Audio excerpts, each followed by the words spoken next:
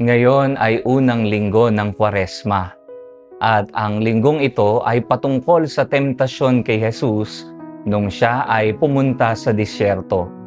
Magandang umpisahan natin sa pagkakaalam ng kahulugan ng salitang temptation mula sa lengguwahe ng simbahan.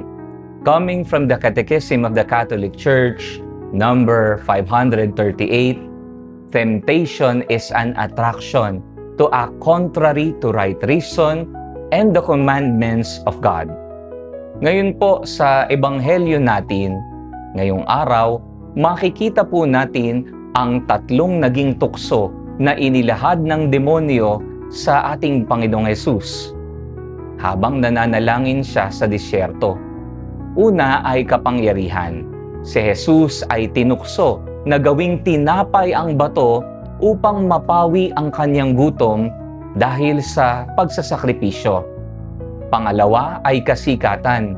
Si Jesus ay tinukso ng demonyo na magpatihulog sa bundok para malaman kung ililigtas ba talaga siya ng mga anghel na gumagabay sa kanya.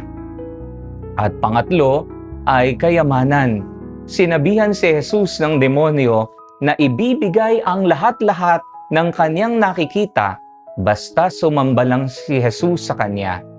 Pero mga kapatid, kahit na may tatlong tukso na ito, hindi pa rin nagpatinag si Jesus.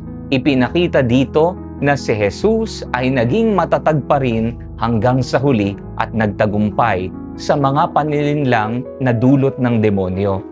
Ang tanong, katulad ni Jesus, kaya rin ba nating maging matatag? Baka dumating lang ang tukso ay bigla kang magpapatihulog dito. Nawa ngayong panahon ng Kwaresma, labanan ang mga tukso sa buhay mo.